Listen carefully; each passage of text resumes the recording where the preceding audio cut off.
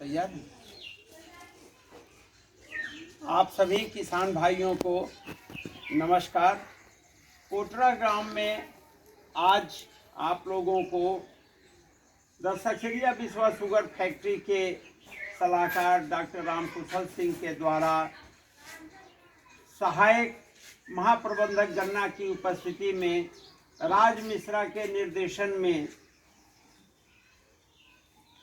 दसपर्णी बीजामृत बनाने का प्रशिक्षण दिया जा रहा है।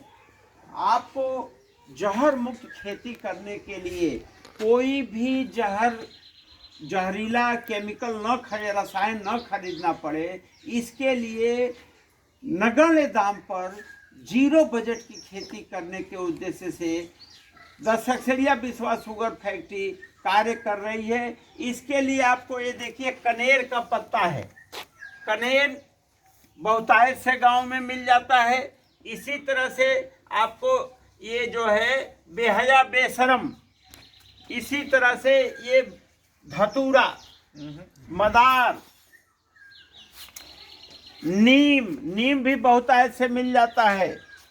धतूरा कहने का मतलब भांग, कहने का मतलब ये है कि जितने जहरीले पौधे हैं उनकी पत्तियों को इकट्ठा करके और इसको छांटी की तरह ऐसे काट लेते हैं, महीन महीन काट लेते हैं। काटने से इनको इसके बाद उबाला जाता है पानी में। जैसे कैमरामैन दिखाएं कि ये जो नीचे आग लगी हुई है, टब में ये 10 तरह के जहरीले पौधों की पत्तियों को महीन महीन काट करके पानी में उबाला जा रहा है, जो ठंडा होने के बाद इसको कपड़े से छान करके जो इसका द्रव है, छना हुआ भाग, वैसे केवल उसको भी 10पर्णी के नाम पर तत्काल खेत में अगर आप डालते हैं पौधों के ऊपर तो कीड़े भाग जाते हैं। लेकिन अगर उससे बीजामृत बना लेते हैं तो वो ज़्यादा लाभदायक होता है।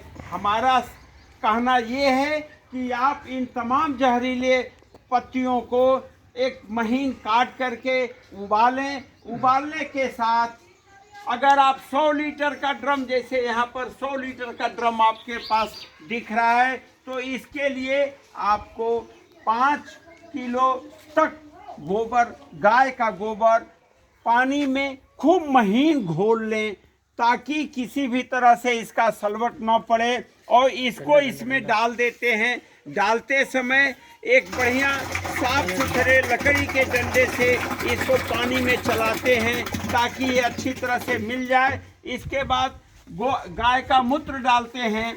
गाय के मूत्र में बहुत सारे जैविक पेस्टिसाइड के गुण होते हैं और इसमें जो जीवाणु होते हैं उनको भोजन के लिए हम गुड़ और बेसन देते हैं। गुड़ का रस बना लेते हैं और वह जो रस जो हम पीते हैं उसी तरह देखिए आप गुड़ को घोलने के बाद फिर बेसन देते हैं, तो हमारे गाय के गोबर में और मूत्र में उपस्थित जीवाणुओं को खाने के लिए प्रोटीन के रूप में बेसन और ग्लूकोज फ्रक्टोज के रूप में गुड़ मिल जाता है।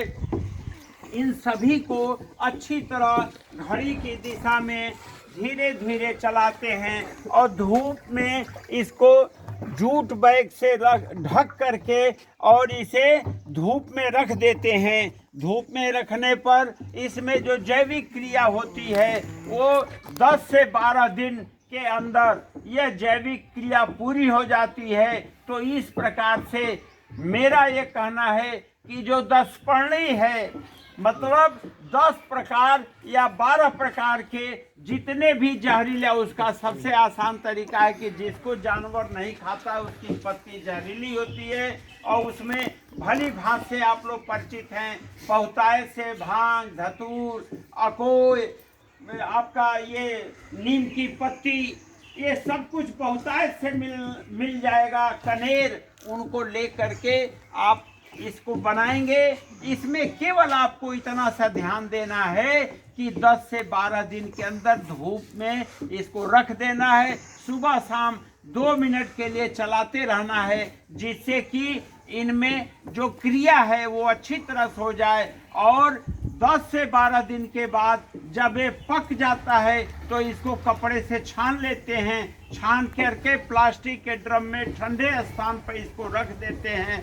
जहाँ भी आपके खेत में कीड़ों का प्रकोप हो, चाहे वो गन्ना हो, चाहे वो गेहूं हो, धान हो, सब्जी हो, या लाही हो, किसी भी फसल में कीड़ों का प्रकोप होने पर 1 लीटर आपका यह बीजामृत और 20 लीटर पानी को मिला करके पिट्ठू के सहारे शाम को स्प्रे कर दें, सभी कीड़े भाग जाएंगे।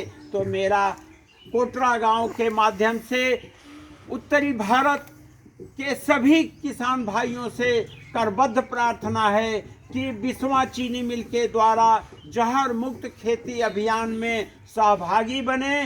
10 पर्णी या अन्य जहरीले पौधों को छोटे टुकड़े काट करके और धूप में 0 बजट की खेती करें, जैविक खेती करें, जिससे आपका आमदनी दोगुनी हो जाए, लागत 0 के बराबर हो जाए और इस तरह से पूरे उत्तर प्रदेश को उत्तम प्रदेश बनाएंगे। जय हिंद, जय भारत।